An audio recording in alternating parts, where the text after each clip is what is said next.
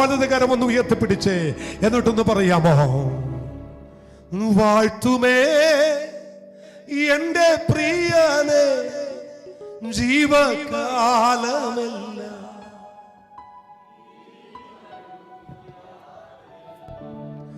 നന്ദിയോടെ ഞാൻ പാടിയിടുമേ, നന്ദിയോടെ ഞാൻ പാടിയിടുമേ.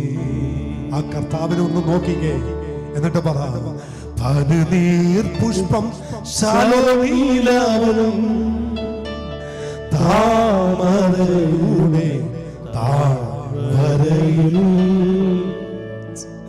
പനിനീർ പുഷ്പം ശലോമീലവൻ താമരയുടെ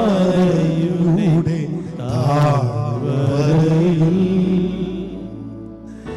വിശുദ്ധരിൽ അതിവിശുദ്ധരാവൻ സൗന്ദര്യ സമ്പൂർണ്ണനേ, വിശുദ്ധരിൽ അതിവിശുദ്ധനാവൻ സൗന്ദര്യ സമ്പൂർണ്ണനേ. വാഴ്ത്തുമേ എന്റെ പ്രിയനെ ജീവകാലമെല്ലാം, ഈ മരുയാത്രയിൽ നന്ദിയോടെ ഞാൻ പാടിയിടുമേ, നന്ദിയോടെ ഞാൻ പാടിയിടുമേ. പകർന്ന തൈലം പോൽ നിന്നാമം പാരിൽ സൗരഭ്യം വീശുന്നതാ, പകർന്ന തൈലം പോൽ നിന്നാമം പാരിൽ സൗരഭ്യം വീശുന്നതാ. പഴി ദൂഷി നിന്ന നേരുക്കങ്ങളിൽ എന്നെ സുഗന്ധമായി മാറ്റിയിടണേ, പഴി ദൂഷി നിന്ന നേരുക്കങ്ങളിൽ എന്നെ സുഗന്ധമായി കരമുയർത്തിക്കൊണ്ട് പറഞ്ഞു, വാഴ്ത്തുമേ എന്റെ പ്രിയനെ ജീവകാലമെല്ലാം, ഈ മരുയാത്രയിൽ നന്ദിയോടെ ഞാൻ പാടിയിടുമേ, നന്ദിയോടെ ഞാൻ പാടി. ഒരിക്കൽ കൂടി ശബ്ദം ഉയർത്തി പറ, വാഴ്ത്തുമേ എന്റെ പ്രിയനെ ജീവകാലമെല്ലാം, ഈ മരുയാത്രയിൽ നന്ദിയോടെ ഞാൻ പാടിയിടുമേ, നന്ദിയോടെ ഞാൻ പാടിയിടുമേ. മനക്ലേശ തരംഗങ്ങളാ ദുഃഖസാഗരത്തിൽ മുങ്ങുമ്പോ, മനക്ലേശ തരംഗങ്ങളാ ദുഃഖസാഗരത്തിൽ മുങ്ങുമ്പോ, തിരുക്കരം നീട്ടിയെടുത്തണച്ചു ഭയപ്പെടേണ്ടായ. ഇങ്ങനെ ഒരു ദൈവം ഉണ്ടെങ്കിൽ അവന്റെ പേര് യേശു എന്നാണ്. തിരുക്കരം നീട്ടിയെടുത്തണച്ചു ഭയപ്പെടേണ്ടായ. ഓ തിരുക്കരം, തിരുക്കരം നീട്ടിയെടുത്തണച്ചു ഭയപ്പെടേണ്ടായ. വാഴ്ത്തുമേ എന്റെ പ്രിയനെ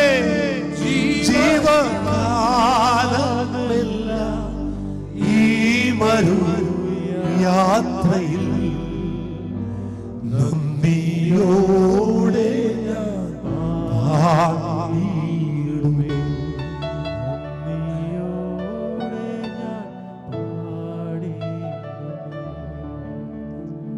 അതേ കർത്താവേ, ഈ ലോകത്തെ ഞങ്ങളുടെ മനസ്സ് തകരുമ്പോൾ, ഞങ്ങളുടെ ഹൃദയം ഉടയുമ്പോൾ, ആരുമില്ല എന്നുള്ള തോന്നലുകൾ ഞങ്ങളുടെ ഉള്ളിൽ ഉണ്ടാകുമ്പോൾ, എല്ലാവരും ഞങ്ങളെ വിട്ട് മാറുമ്പോൾ, ഞങ്ങളോടൊരു ആശ്വാസവാക്ക് പറയാൻ പോലും ഒരു മനുഷ്യനെ ഞങ്ങൾ കാണാതിരിക്കുമ്പോൾ, ഞങ്ങളുടെ നേരം നീണ്ടുവരുന്ന തിരിക്കരം അപ്പ നിന്റത് മാത്രമാണ്. ഞങ്ങളത് അനുഭവിച്ചിട്ടുണ്ട് കർത്താവേ. ഒന്നല്ല 10,000 പ്രാവശ്യം ഞങ്ങളത് ഏറ്റെടുത്തിട്ടുണ്ട് കർത്താവേ. ഞങ്ങളത് കണ്ടിട്ടുണ്ട് കർത്താവേ. ഞങ്ങളോട് ഭയപ്പെടേണ്ട എന്ന് പറഞ്ഞ അങ്ങയുടെ കരം ഞങ്ങൾ കണ്ടിട്ടുണ്ട്. അങ്ങയുടെ ശബ്ദം ഞങ്ങൾ കേട്ടിട്ടുണ്ട്.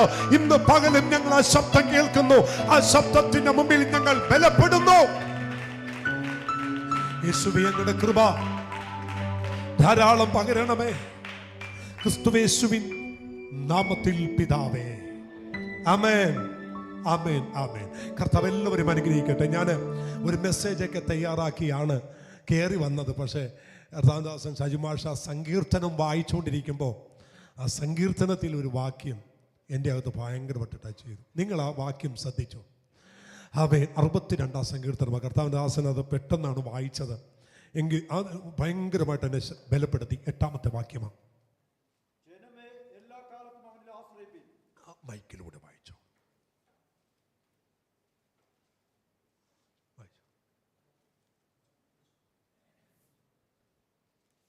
62 സങ്കീർത്തനം അല്ലേ? ജനമേ എല്ലാ കാലത്തും അവനിൽ 62 സങ്കീർത്തനം അതിന്റെ എത്രാമത്തെ 8ാമത്തെ വാക്യമാണ് കേട്ടോ. സ്തോത്രം. ഒന്ന് വായിച്ചേ. ജനമേ എല്ലാ കാലത്തും അവനിൽ ആശ്രയിപ്പീൻ. എല്ലാ കാലത്തും അവനിൽ ആശ്രയിപ്പിൻ. അടുത്തത്, നിങ്ങളുടെ ഹൃദയം അവന്റെ മുമ്പിൽ പകരുവേൻ. അവൻ നിങ്ങളുടെ ഹൃദയം അവന്റെ മുമ്പിൽ എന്ത് ചെയ്യണം? അതാണ് എന്നെ ഏറ്റവും ചിന്തിപ്പിച്ചൊരു കാര്യം. എൻ്റെ ജനമേ എല്ലാ കാലത്തും നിങ്ങൾ അവനിൽ എന്ത് ചെയ്യണം? നമ്മൾ വായിച്ചു വിട്ടതാ. പക്ഷെ സങ്കീർത്തനം വായിച്ചുകൊണ്ടിരുന്നപ്പോൾ എൻ്റെ അകത്ത് ഭയങ്കരമായിട്ട് കർത്താവ് എന്നെ സംസാരിക്കുക. എൻ്റെ ജനമേ എല്ലാ കാലത്തും. ദൈവമക്കളെ, മനുഷ്യന് ഏതെല്ലാം കാലമുണ്ട് അല്ലേ? നമ്മൾ പറയില്ലേ അവനിപ്പോൾ എന്ത് കാലമാ? പറ. മുടിഞ്ഞിരിക്കുന്നവർ നോക്കിയിട്ട് നമ്മൾ എന്ത് പറയും? അവനിപ്പോ കഷ്ടകാലമാന്ന് പറയും.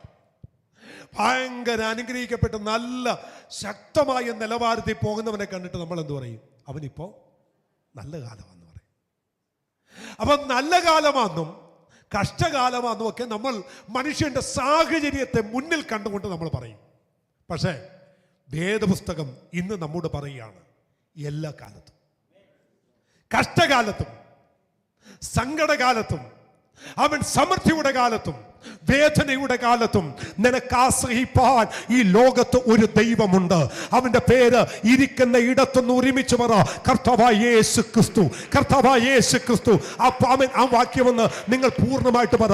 വെറും യേശുവെന്ന് മാത്രം പറഞ്ഞു നിൽക്കാതെ ഇങ്ങനെ പറ, അവൻ എല്ലാ കാലത്തും, കഷ്ടതയുടെ കാലത്തും നെടുവീർപ്പിന്റെ കാലത്തും കണ്ണുനീരിന്റെ കാലത്തും, പ്രൈസ് ദി ലോർഡ്, എല്ലാ കാലത്തും എനിക്ക് ആശ്രയിപ്പാൻ ഒരു ദൈവമുണ്ട്. എനിക്ക് ആശ്രയിപ്പാൻ ഒരു ദൈവമുണ്ട്. എന്നിട്ട് പറയുന്നു, നിങ്ങളുടെ ഹൃദയം അവന്റെ മുമ്പിൽ എന്ത് ചെയ്യണം? പകരുവിൻ. എല്ലായ്പ്പോഴും നമ്മൾ ചെയ്യേണ്ട കാര്യമാണ്. നമ്മൾ എല്ലായ്പ്പോഴും ചെയ്യേണ്ട കാര്യം, ജനമേ എല്ലാ കാലത്തും അവനിൽ എന്ത് ചെയ്യണം? നിങ്ങൾ പറഞ്ഞേ, എല്ലാ കാലത്തും കർത്താവായ യേശു ക്രിസ്തുവിൽ ആശ്രയിക്കണം. ഒന്ന് പറഞ്ഞേ, എല്ലാവരും പറഞ്ഞേ, എല്ലാ കാലത്തും കർത്താവായ യേശു ക്രിസ്തുവിൽ നിങ്ങൾ ആശ്രയിക്കണം. ഇടയ്ക്ക് യേശു യേശു യേശു എന്ന് പറയുന്ന കൂട്ടത്തിൽ തെറ്റൊന്നുമില്ല. എങ്കിലും എനിക്ക് കുറച്ചുകൂടി ഇഷ്ടം കർത്താവായ യേശു ക്രിസ്തു എന്ന് പറയുന്നതാണ്. കാരണം യേശുവിൻ്റെ കാലത്ത് ഒരുപാട് യേശുമാരുണ്ടായിരുന്നു ആമേൻ. ബർയേശു എന്ന് പറയുന്ന ഒരുത്തനുണ്ടായിരുന്നു. യേശു എന്ന പേരുള്ള ഒരുപാട് പേർ അന്ന് പാലസ്തീനിൽ ഉണ്ടായിരുന്നു. എന്നാൽ കർത്താവായ യേശു ക്രിസ്തു എന്ന് പറയുന്ന ഒരുവനെ ഉണ്ടായിരുന്നുള്ളൂ. Praise the Lord. ആ കർത്താവായ യേശു ക്രിസ്തു എന്ന് പറയുന്നവൻ മശികയാണ്, അവൻ അഭിഷിക്തനാണ്. അവ പറയുമ്പോൾ അവന്റെ പേര് കൂടി കൂട്ടി പറയുന്നത് നമ്മുടെ അകത്തൊരു വിടുതൽ നടക്കാൻ ഇന്ന് പകൽ നല്ലതാണ്. അതുകൊണ്ട് പറ, എല്ലാ കാലത്തും എനിക്ക് ആശ്രയിപ്പാൻ എൻ്റെ കർത്താവായ യേശു ക്രിസ്തുവുണ്ട്.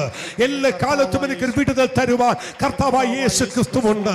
അതുകൊണ്ടാണ് വിശുദ്ധ ബൈബിൾ പറയുന്നത്, ആമൻ, മനുഷ്യനിൽ ആശ്രയിക്കുന്നതിനേക്കാൾ, പ്രഭുക്കന്മാരിൽ ആശ്രയിക്കുന്നതിനേക്കാൾ ദൈവത്തിൽ ആശ്രയിക്കുന്നത് നല്ലത്.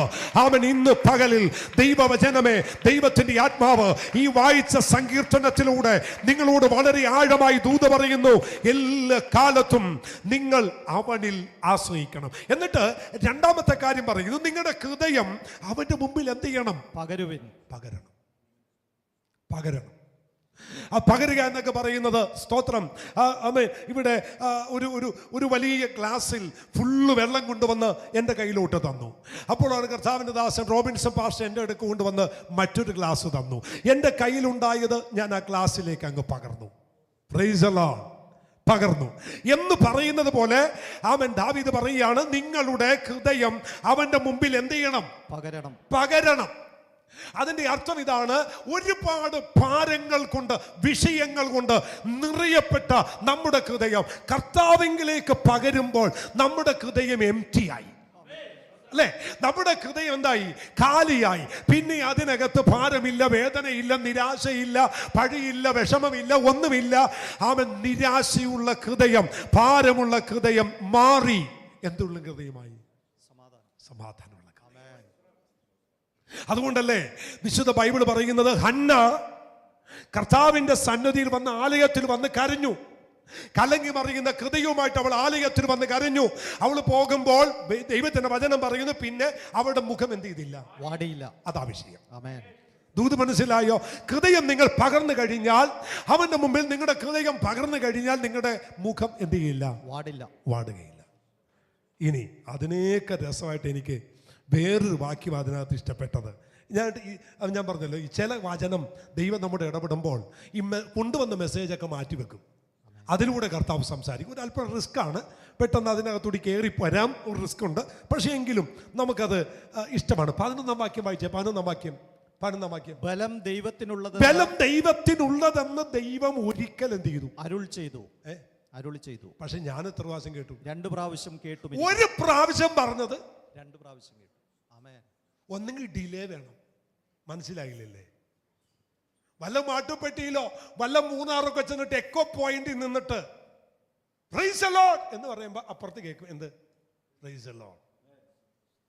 എന്റെ ശബ്ദം ഡബിളായി എക്കോ മോഡൽ കേൾക്കണം, അല്ലേ? കർത്താവ് പറഞ്ഞു, ബലം എനിക്കുള്ളത് ഒറ്റ പ്രാവശ്യം പറഞ്ഞു. പക്ഷെ ഭക്തൻ എന്ത് ചെയ്തു? 2 പ്രാവശ്യം. അത് എനിക്ക് ഇതെന്താ 2 പ്രാവശ്യം കേട്ട് വായിച്ചപ്പോ മനസ്സിലായില്ലേ? മാഷും വായിച്ചപ്പോ മനസ്സിലായില്ലേ? ഇതാ ഭയങ്കര ദൂത്.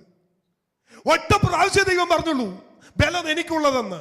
പക്ഷെ പിന്നീട് ദാവീദിന്റെ കഷ്ടകാലം, ദാവീദിന്റെ വല്ലാത്ത സാഹചര്യം വന്നപ്പോൾ അന്ന് കേട്ട ദൈവശബ്ദം വീണ്ടും കേട്ടു, ദൈവം എനിക്കുള്ളത്. മനസ്സിലായോ?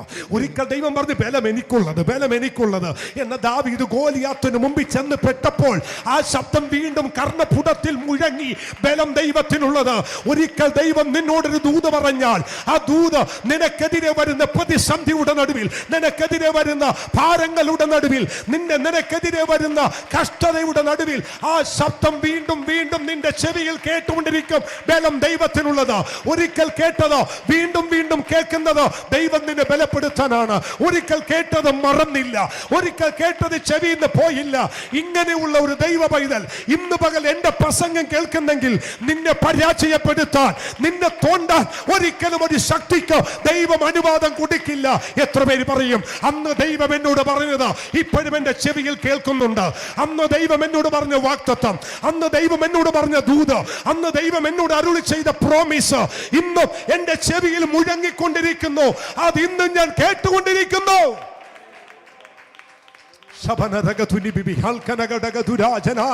ഒരിക്കൽ ദൈവം നിങ്ങളോടൊരു വാഗ്ദത്തം പറഞ്ഞിട്ടുണ്ടോ?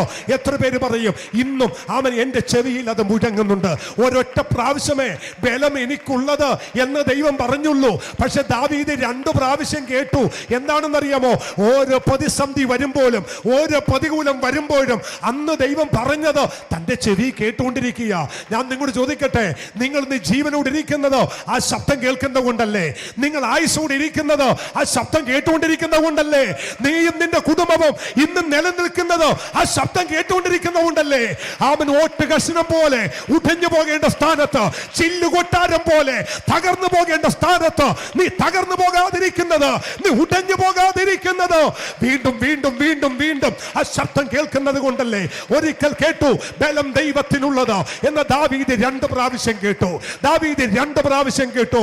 ഇവിടെ ഇരിക്കുന്ന ഞാനും നിങ്ങളും 2 പ്രാവശ്യമല്ല 1000 പ്രാവശ്യം കേട്ടില്ലേ? പേഴ്സ് കാലിയായപ്പോൾ, പോക്കറ്റ് കാലിയായപ്പോൾ, ബാങ്കിൽ പണം എംപ്റ്റി ആയപ്പോൾ നീ കേട്ടില്ലേ? എല്ലാവരും നിന്നെ ഉപേക്ഷിച്ചപ്പോൾ ആ ശബ്ദം വീണ്ടും വീണ്ടും കേട്ടില്ലേ? ബലം ദൈവത്തിനുള്ളതെന്ന്.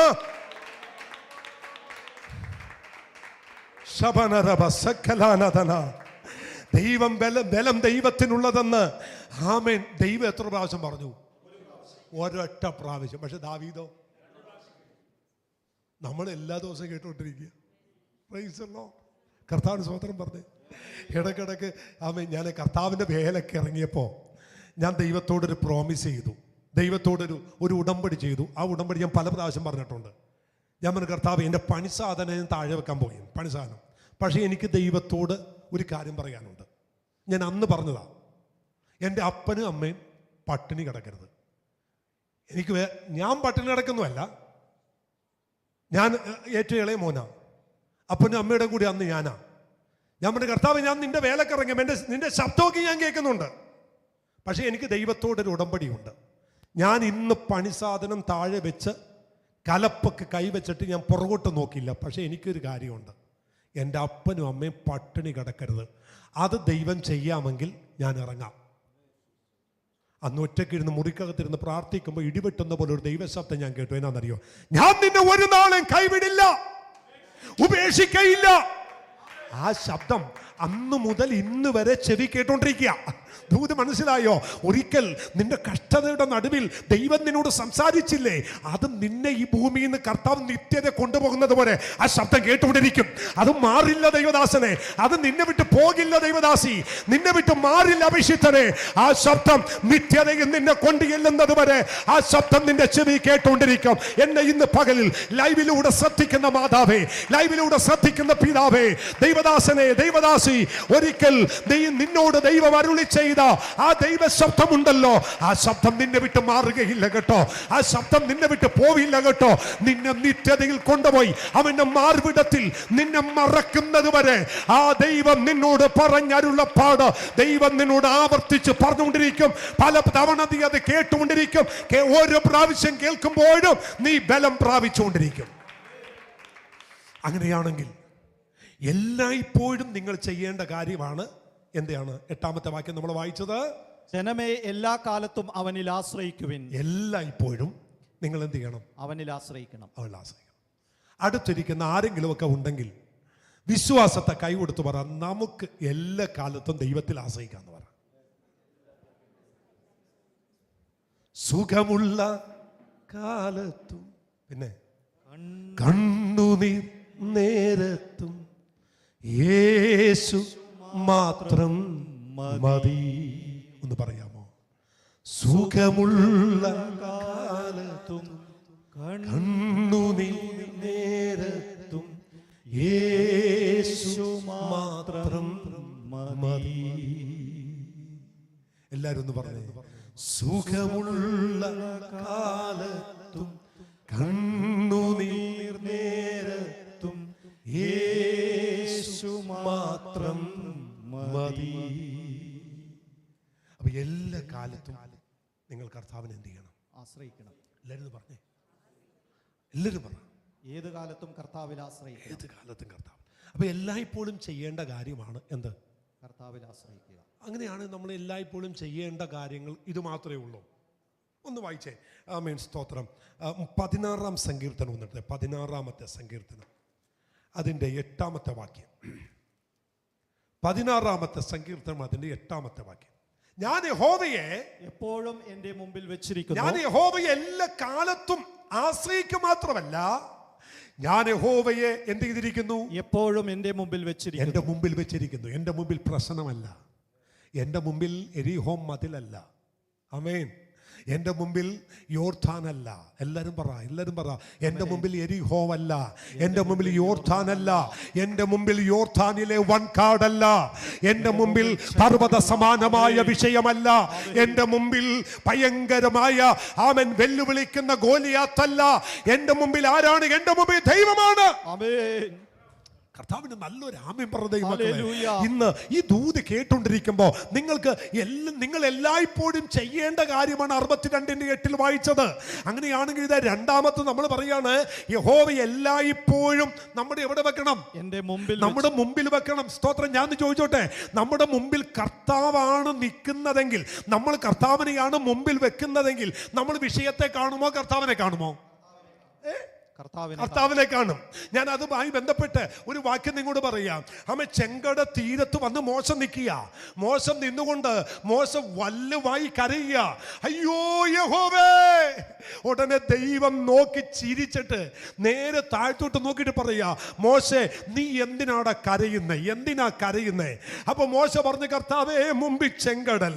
ദൈവം ആമൻ അക്ഷരാർത്ഥത്തിൽ മോശയോട് ഇങ്ങനെ പറഞ്ഞു കാണും, എടാ ചെങ്കടലിൽ നിന്നും നിന്റെ കണ്ണു മാറ്റിയിട്ട് എന്നെ ഒന്ന് നോക്ക്. സ്തോത്രം. നീ ആ ചെങ്കടലെ മാത്രം നോക്കിക്കൊണ്ടിരിക്കാതെ എൻ്റെ മുഖം ഒന്ന് നോക്കിക്കേ. ഉടനെ മോശ ദൈവമുഖം കണ്ടപ്പോൾ ആ ദൈവമുഖത്ത് താൻ ഒരു കാഴ്ച കണ്ടു. എന്നാന്നറിയാമോ? ഉൽപ്പത്തി 1:1 ആകാശം ഉണ്ടാക്കുന്നു, സമുദ്രം ഉണ്ടാക്കുന്നു, അവൻ സർവ്വതും ഉണ്ടാക്കുന്നു.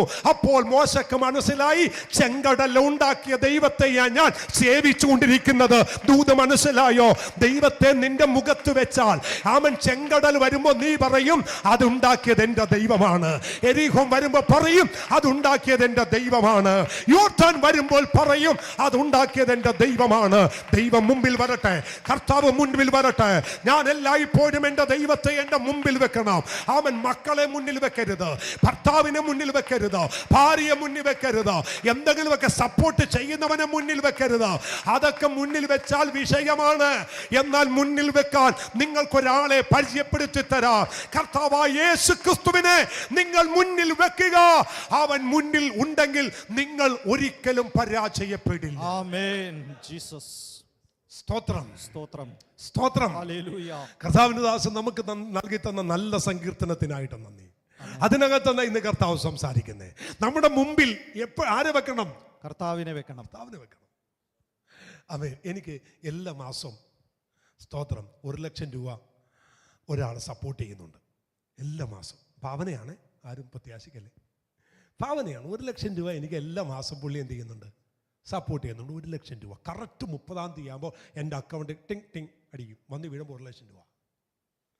എനിക്ക് നാളെ ഒരു ആവശ്യം വന്നെന്നിരിക്കട്ടെ, ആർക്കും എൻ്റെ കൺമുമ്പിൽ വരുന്നേ? ഈ മനുഷ്യനെ മുമ്പിൽ വരുന്നേ. യെശയ്യാ പ്രവചനം 1-ാം അധ്യായം തുടങ്ങി 6-ാം അധ്യായം വരെ യെശയ്യാവ് പ്രവചിച്ചു കഴിഞ്ഞിട്ട് ഉസിയാവിന്റെ മുഖത്തോട്ട് നോക്കും, പിന്നെയും പ്രവചിക്കും, പിന്നെ ഉസിയാവിന്റെ മുഖത്തോട്ട് നോക്കും. ഒരു ദിവസം രാവിലെ മുഖത്തോട്ട് നോക്കാൻ ചെന്നപ്പോ മൂക്കി പഞ്ഞിയും വെച്ച് ആമൻ സ്തോത്രം താടിക്കുരി കെട്ടും കെട്ടി കാൽ രണ്ട് കൂട്ടിക്കെട്ടി ഇതാ ഉസിയാവിനെ പെട്ടിക്കകത്ത് കിടത്തിയിരിക്കുന്നു. ഉസിയാവ് ചോദിച്ചു, ദൈവമേ ഇനി എനിക്കൊരു ആവശ്യം വന്നാ ഞാൻ എവിടേക്കാ നോക്കുന്നേ? ഉടനെ താൻ ഒരു കാഴ്ച കണ്ടു. ഉയർന്നും പൊങ്ങിയും നിൽക്കുന്ന ഒരു സിംഹാസനം. ആമേൻ. അവൻ ആ സിംഹാസനത്തിൽ തേജോമയനായ കർത്താവ് ഇരിക്കുന്നു.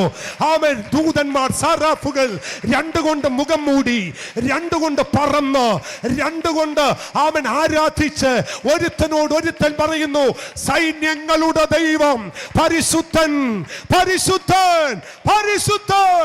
ബലവാനായ ദൈവം പരിശുദ്ധൻ. ഉസിയ രാജാവ് മരിച്ച ആണ്ടിൽ താൻ ഒരു കാഴ്ച കണ്ടു. മരിക്കാത്ത കർത്താവിനെ കണ്ടു. ദൈവ പൈതലേ, നിന്റെ സ്പോൺസർ മരിക്കുമായിരിക്കും, നിനക്ക് വേണ്ടി ചെയ്യുന്നവർ മരിക്കുമായിരിക്കും. പക്ഷേ അവരെയും നിന്നെയും ജീവനോടെ നിർത്തിയ ദൈവം ഇന്നു പകൽ മരിച്ചിട്ടില്ല. അവൻ 3-ാം ദിവസം ഉയർത്തെഴുന്നേറ്റത് എനിക്കും നിനക്കും വേണ്ടിയാണ്. ഒരു ഭയങ്കര ദൈവശക്തി നിങ്ങളുടെ കൂടാരത്തിലേക്ക് ഇന്ന് പകൽ ഇറങ്ങുന്നത് ആത്മാവെന്നെ കാണിക്കുന്നു. അവൻ നിങ്ങളുടെ വീടുകളിനകത്ത് ഒരു ദൈവ സാന്നിധ്യം ഇറങ്ങുന്നത് ആത്മാവെന്നെ കാണിക്കുന്നു. ഈ ആലയത്തിനകത്ത് ഞങ്ങളത് അനുഭവിക്കുന്നു. നിങ്ങളുടെ വീടിനകത്തും ഇന്ന് പകൽ അങ്ങനെ ഒരു ദൈവമഹത്വം ഇന്ന് പകൽ വെളിപ്പെടാൻ പോകുന്നു. Yes yes yes. ഈ സെക്കൻഡ് മുതൽ നിങ്ങൾ കാണുന്നത് നിങ്ങളുടെ പ്രശ്നമായിരിക്കത്തില്ല, നിങ്ങളുടെ വിഷയമായിരിക്കത്തില്ല. പകരം നിങ്ങൾ കാണാൻ പോകുന്നത് അവൻ എന്റെ ദൈവത്തെയാണ്, എന്റെ ദൈവത്തെയാണ്. ഏകനായി മഹാത്ഭുതം ചെയ്യാൻ കഴിവുള്ള, അത്ഭുതം ചെയ്യാൻ കഴിവുള്ള യഹോവ റാഫയായ, യഹോവ ശാലേമായ, യഹോവ നിസിയായ, ഓ യഹോവ ഈരയായ ആ ദൈവത്തെ നിങ്ങൾ കണ്ണിന്റെ മുമ്പിൽ വെക്കണം. നിങ്ങളുടെ വിഷയങ്ങൾ മാറിപ്പോകും. സ്തോത്രം, സ്തോത്രം. Praise God. ഹല്ലേലൂയ.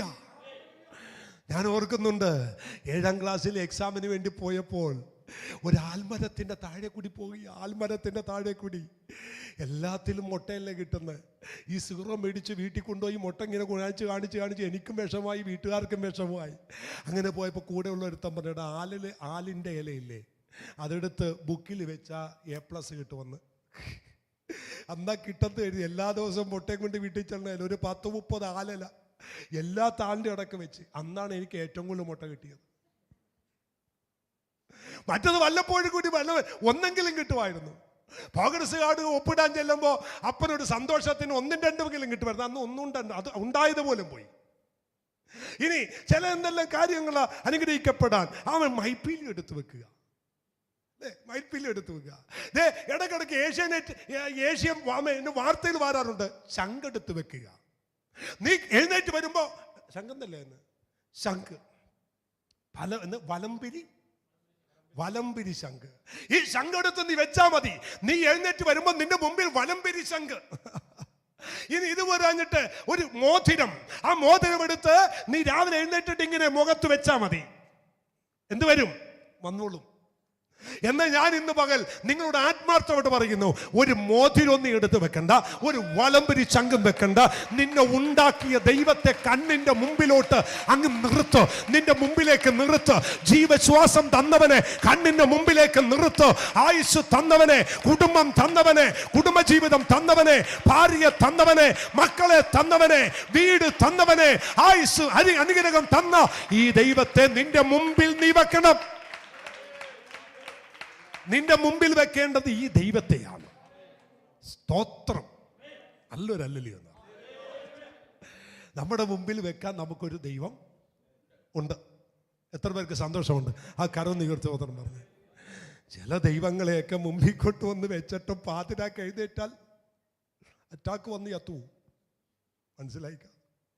കഷ്ടകാലത്തിന് ഏതെങ്കിലും ഒരു ദൈവത്തെ കൊണ്ടുവന്ന് മുമ്പിൽ വെച്ചിട്ട് അവൻ രാത്രി ഒന്ന് ഉറക്കമടിച്ച് ഒരു ഗ്ലാസ് വെള്ളം കുടിക്കാനാണ് എഴുന്നേൽക്കുന്നതെങ്കിൽ ഇരുട്ടത്തിരിക്കുന്ന ദൈവത്തെ കണ്ട് നമുക്ക് അറ്റാക്ക് വരും. കാരണം ദൈവത്തെ കണ്ട പേടിയാകും. പട്ടാപ്പകൽ കണ്ട ചില ദൈവങ്ങളെ പേടിയാകും. എന്താന്ന് ഞാൻ പറയുന്നില്ല. പിന്നെ രാത്രി കണ്ട കാഴ്ച പറയണോ?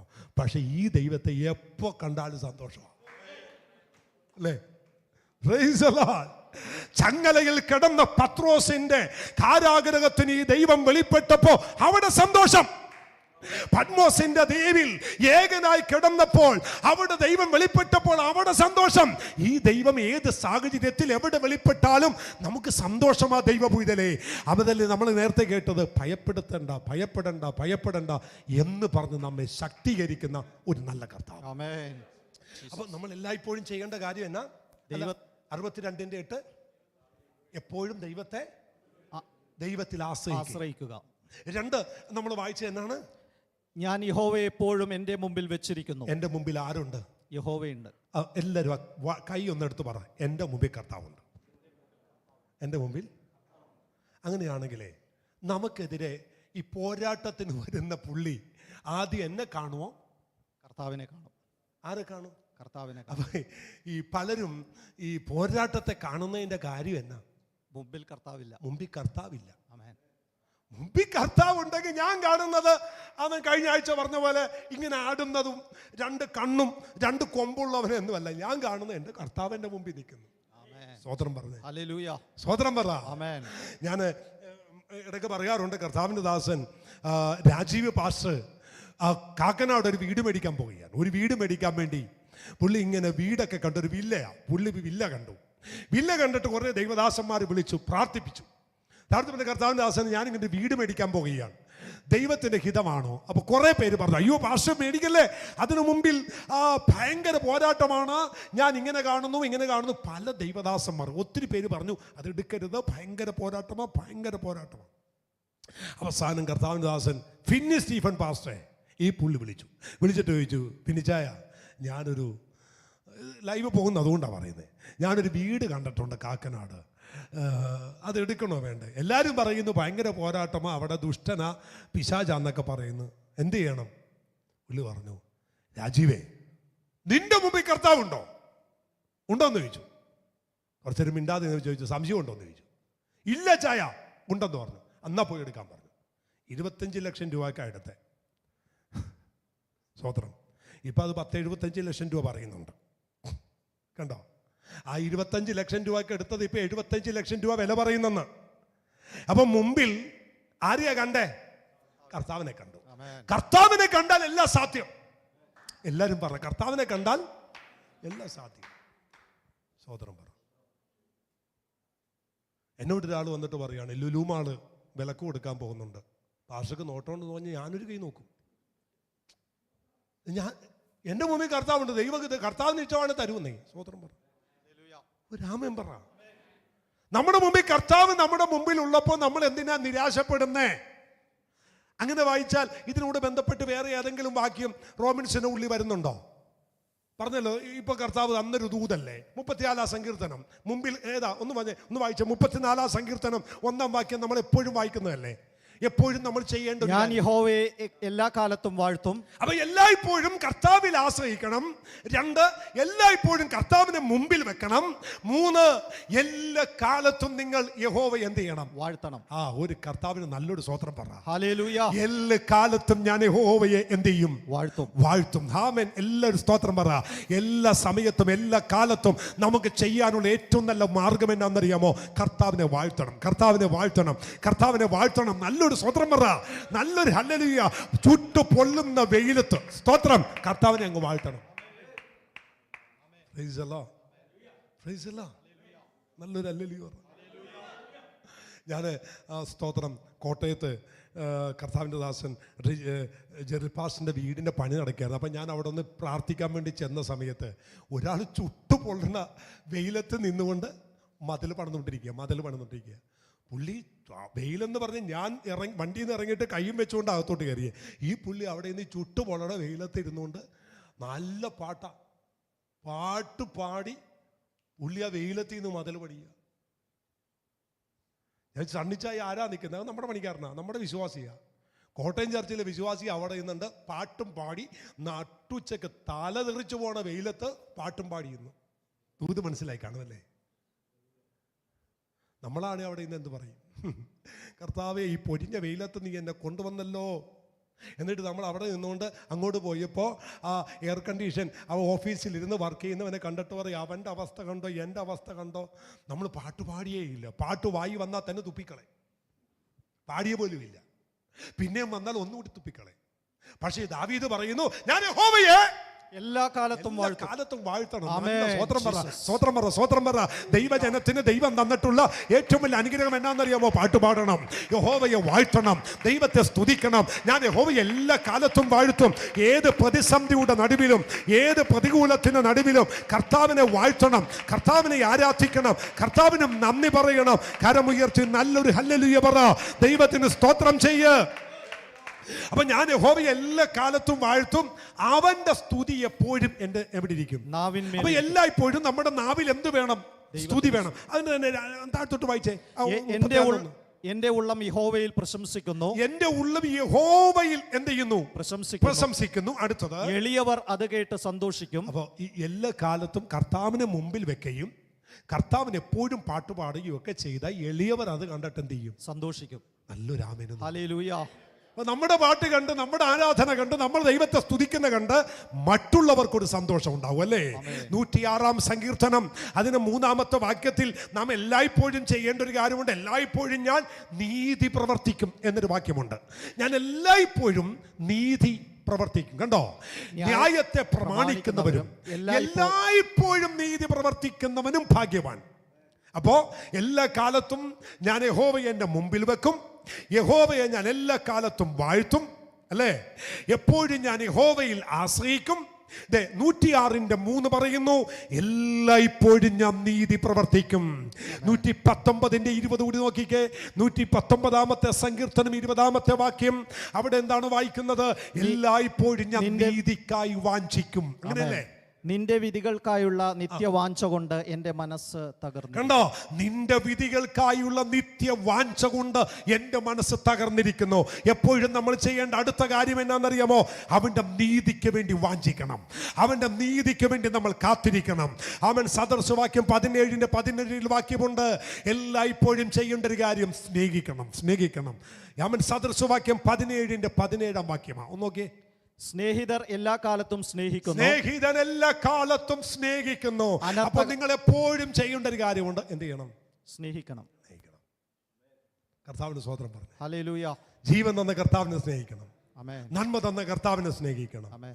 ആമേൻ. യോഹന്നാന്റെ ലേഖനം പറയുന്നത് ആമേൻ ജനിപ്പിച്ചവനെ സ്നേഹിക്കണം. അങ്ങനെയല്ലേ യോഹന്നാൻ ലേഖനം പറയുന്നത്? നിന്നെ ജനിപ്പിച്ചവനെ സ്നേഹിപ്പിക്കണം അല്ലേ? ആരാ നമ്മളെ ജനിപ്പിച്ചത്? നമ്മുടെ കർത്താവാ ജനിപ്പിച്ചത്. എങ്ങനെയാ ജനിച്ചത്? കെടുന്ന ബീജത്താലല്ല, കെടാത്തതും നിലനിൽക്കുന്നതുമായ ദൈവവചനത്താൽ നമ്മൾ വീണ്ടും ജീവിച്ചിരിക്കുന്നു. അങ്ങനെയാണെങ്കിൽ നമ്മൾ ആരെ സ്നേഹിക്കണം? നമ്മെ സ്നേഹിക്കണം, ജനിപ്പിച്ചവനെ സ്നേഹിക്കണം. കഴിഞ്ഞ ഞായറാഴ്ച ആമേൻ ആരാധന കഴിഞ്ഞു. വൈകിട്ട് ആമേൻ ഇവിടുന്ന് പോകുന്നതിന് മുമ്പ് ഒരു മെസ്സേജ്, ദൈവം എങ്ങനെ നമ്മൾ അനുഗ്രഹിക്കപ്പെടും എന്നുള്ളൊരു മെസ്സേജ് ഇവിടുന്ന് പ്രസംഗിച്ച് അത് യൂട്യൂബിലും ഫേസ്ബുക്കിലും ഒക്കെ ഉണ്ട്. നല്ല മെസ്സേജാണ്. ഞാൻ എങ്ങനെ അനുഗ്രഹിക്കപ്പെടാം. കഴിഞ്ഞ ഞായറാഴ്ച വൈകിട്ട് ഇവിടുന്ന് പ്രസംഗിച്ച് കഴിഞ്ഞിട്ടാണ് ഞാൻ പോയത്. ആ മെസ്സേജ് യൂട്യൂബിലും ഫേസ്ബുക്കിലും ഒക്കെ ലൈവുണ്ട്. എങ്ങനെ ഞാൻ അനുഗ്രഹിക്കപ്പെടാം? ഒറ്റ കാര്യമേ ഉള്ളൂ, കർത്താവായ യേശുവിനെ സ്നേഹിച്ചാൽ മതി. യേശുവിനെ സ്നേഹിച്ചാൽ അനുഗ്രഹിക്കപ്പെടും. പൗലോസ് പറയുന്നു, എൻ്റെ കയ്യാൽ നിങ്ങൾക്ക് വന്ദനം, കർത്താവിനെ സ്നേഹിക്കാത്തവനെല്ലാം ശപിക്കപ്പെട്ടവൻ. അപ്പൊ കർത്താവിനെ സ്നേഹിച്ചാൽ അനുഗ്രഹിക്കപ്പെട്ട ഒറ്റ മാർഗ്ഗമുള്ളൂ, സ്നേഹിച്ചാൽ മതി. ഇവിടെ നമ്മൾ വായിച്ച ആ വാക്യം ഒന്നുകൂടി വായിച്ചേ.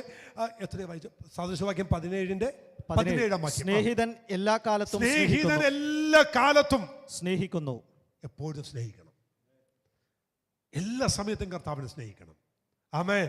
തെസ്സലോനിക്ക ലേഖനം നമ്മൾ എല്ലായ്പ്പോഴും ചെയ്യേണ്ട മറ്റൊരു കാര്യം. 2 തെസ്സലോനിക്ക 3:16 നമുക്കെല്ലാം അറിയാം വാക്യം. 2 തെസ്സലോനിക്ക ലേഖനം 3-16 വാക്യം. സമാധാനത്തിന്റെ കർത്താവായവൻ താൻ നിങ്ങൾക്ക് എല്ലായ്പ്പോഴും സകല വിധത്തിലും സമാധാനം നൽകുമാറാകട്ടെ. സമാധാനത്തിന്റെ കർത്താവായവൻ താൻ നിങ്ങൾക്ക് എല്ലായ്പ്പോഴും സകല വിധത്തിലും എന്ത് ചെയ്യട്ടെ? സമാധാനം നൽകുമാറാകട്ടെ. എല്ലായ്പ്പോഴും എന്ത് തരും? സമാധാനം തരും. എല്ലായ്പ്പോഴും കർത്താവിന് മുമ്പിൽ വെക്കണം. എല്ലായ്പ്പോഴും കർത്താവിനെ ആശ്രയിക്കണം. എല്ലായ്പ്പോഴും കർത്താവിന് പാടണം. എല്ലായ്പ്പോഴും നീതിക്കായി വാഞ്ചിക്കണം. എല്ലായ്പ്പോഴും അവനെ സ്നേഹിക്കണം. അവസാനം നമ്മൾ വന്ന് നിൽക്കുന്ന എവിടെയാ? എല്ലായ്പ്പോഴും കർത്താവ് നമുക്ക് എന്ത് തരുന്നു? സമാധാനം തരുന്നു. നമ്മുടെ കണ്ണടയ്ക്കാം. എല്ലായ്പ്പോഴും അവൻ നിങ്ങൾക്ക് സമാധാനം തരുന്നു അല്ലേ? എല്ലായ്പ്പോഴും നമുക്ക് എന്ത് തരുന്നു? സമാധാനം തരുന്നു. നമുക്ക് ഒരുമിച്ച് പ്രാർത്ഥിക്കാം. ആമേൻ. ഈ കേട്ട ദൈവവചനത്തെ ധ്യാനിച്ചുകൊണ്ട് ഒരു നിമിഷം ഒന്ന് പ്രാർത്ഥിച്ചിട്ട് എത്ര പേര് പറയും, കർത്താവേ, ഇന്നു മുതൽ എൻ്റെ മുമ്പിൽ നീ അല്ലാതെ മറ്റാരുമില്ലപ്പാ. ആമേൻ. എൻ്റെ മുമ്പിൽ നീയാണ്. ഞാൻ അങ്ങയ്ക്ക് വേണ്ടിയാണ് വാഞ്ചിക്കുന്നത്. കർത്താവേ, എൻ്റെ മുമ്പിൽ ഞാൻ നിന്നെ വെക്കുകയാണ്. ബലം ആമേൻ ദൈവത്തിനുള്ളതെന്ന് ഞാൻ ഒരു പ്രാവശ്യം ദൈവം പറഞ്ഞു. 2 തവണ ഞാൻ കേട്ടു. ജനമേ, യഹോവയിൽ ആശ്രയിക്കുക. എല്ലായ്പ്പോഴും എല്ലാ കാലത്തും. ആ വാക്യമൊക്കെ എന്ത് ജീവനാന്നറിയാമോ? ചില വചനമൊക്കെ നമ്മുടെ ഹൃദയത്തിൽ ഇങ്ങനെ വീണ് കഴിഞ്ഞാൽ അതങ്ങ് മാറില്ല. അതിങ്ങനെ ഡിപ്പോസിറ്റായി കിടക്കുന്ന പോലെ അത് കിടക്കും. എല്ലായ്പ്പോഴും ജനമേ യഹോവയിൽ ആശ്രയിക്കുക. ഈ കോവിഡ് കാലത്തും ജനമേ യഹോവയിൽ ആശ്രയിക്കുക.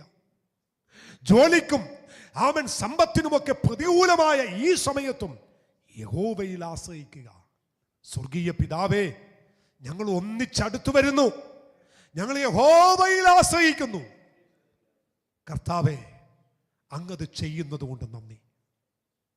അങ്ങ് അത്ഭുതം പ്രവർത്തിക്കുന്നത് കൊണ്ട് നന്ദി. നിന്റെ ജനത്തിന് പ്രത്യാശ കൊണ്ട് ഇന്ന് നിറക്കണം. അങ്ങ് ഞങ്ങളുടെ മുമ്പിൽ ഉള്ളത് കൊണ്ട് ഞങ്ങൾ അങ്ങേക്ക് നന്ദി പറയുന്നു. ക്രിസ്തുയേശുവിൻ നാമത്തിൽ പിതാവേ, ആമേൻ. കർത്താവിൻ്റെ ദാസൻ പോളങ്ങൾ സുശാമേൻ്റെ അവിടെ 21 days ഫാസ്റ്റിംഗ് ഇന്ന് തീരുകയാണ്. നമ്മളായിരിക്കുന്നിടത്ത് കരങ്ങൾ കോർത്ത് പിടിച്ച് ദൈവദാസൻ എഴുന്നേറ്റ് നിന്നാട്ടെ. ആമേൻ. ഇപ്പോൾ നമ്മൾ ഒരുമിച്ച് പ്രാർത്ഥിക്കാൻ പോവുകയാണ്. രണ്ടുപേരും എഴുന്നേറ്റ് നിന്നാട്ടെ. എല്ലാവരും പ്രാർത്ഥിച്ചേ. ആമേൻ. ദൈവമക്കളെ, നമ്മുടെ സഭയ്ക്ക് ദൈവം തന്ന ഒരനുഗ്രഹം ഞാൻ നിങ്ങളോട് പറയാം. എന്താണെന്നറിയാമോ? നമ്മുടെ ചർച്ചിൽ ദൈവം തന്നൊരു അനുഗ്രഹമാണ് ഉപവാസവും പ്രാർത്ഥനയും. ചർച്ചായിട്ട് ആ ഉപവാസം നടക്കാതിരുന്നാലും ചർച്ചിലെ ദൈവമക്കൾ അത് മറക്കില്ല. കഴിഞ്ഞ ദിവസം കർത്താവദാസൻ പൊന്നിൻ്റെ ലിജുമോളുടെ ഫാസ്റ്റിംഗ് കഴിഞ്ഞു. അതിനു മുമ്പ് ബിജുവിൻ്റെയും ബിന്ദുവിൻ്റെയും 21 കഴിഞ്ഞു. ഇന്ന് ഇവരുടെ കഴിയുകയാണ്. നമ്മൾ നോക്കുമ്പോൾ അവർക്കിപ്പോൾ ഉപവസിക്കേണ്ട ഒരു കാര്യവുമില്ല. കുഞ്ഞുങ്ങൾ മൂവരും 3 സ്ഥലത്ത് ജോലിക്കാരാണ്. അവർ ആൺകുഞ്ഞുങ്ങളാണ്. അവർ രണ്ടുപേരും സ്വസ്ഥമായി എങ്ങനെയെങ്കിലുമൊക്കെ ഉള്ളത് കൊണ്ട് ജീവിച്ചാൽ മതി. പക്ഷേ കർത്താവിന് വേണ്ടി നിൽക്കുമ്പോൾ ഈ പ്രായത്തിലും അങ്ങനെ ഒരു തീരുമാനം ദൈവം അവർക്ക് കൊടുത്തു, ബലം കൊടുത്തു. ദൈവം 100 മടങ്ങ് പ്രതിഫലം കൊടുക്കണം. കർത്താവെ, ഞങ്ങൾ ഒന്നിച്ച് അങ്ങയുടെ ദാസനെ, അങ്ങയുടെ ദാസിയെ ഞങ്ങൾ അനുഗ്രഹിക്കുന്നു. കർത്താവെ, ഇന്നും ആ ലഭിച്ച ദൈവകൃപ വിട്ടുകളയാതെ ഉപവാസവും പ്രാർത്ഥനയും കൊണ്ട് മുന്നേറുന്ന നിന്റെ കുഞ്ഞുങ്ങളെ അനുഗ്രഹിക്കണമേ. ആഹാരം കഴിക്കുമ്പോൾ ശരീരാത്മദേഹികളെ ബലപ്പെടുത്തണം. പിതാപുത്ര പരിശുദ്ധാത്മ നാമത്തിൽ അനുഗ്രഹിക്കുന്നു. ക്രിസ്തുയേശുവിൻ നാമത്തിൽ പിതാവേ. പിതാവായ ദൈവത്തിൻ്റെ സ്നേഹവും പുത്രനാമേശുവിൻ്റെ കൃപയും നമ്മെ ആശ്വസിപ്പിച്ച് വഴി നടത്തുന്ന പരിശുദ്ധാത്മാവിൻ്റെ കൂട്ടായ്മയും കാവലും സംസർഗവും നമ്മോടും നാം ഓർത്ത് പ്രാർത്ഥിച്ച എല്ലാ വിഷയത്തോടും സഭയോടും കർത്താവിൻ്റെ സാന്നിധ്യവും കൃപയും കർത്താവിൻ്റെ 2ാമത്തെ വരവരെ ഉണ്ടായിരിക്കുമാറാകട്ടെ. അറുക്കപ്പെട്ട കുഞ്ഞാടിന് മഹത്വം. ഹല്ലേലൂയ.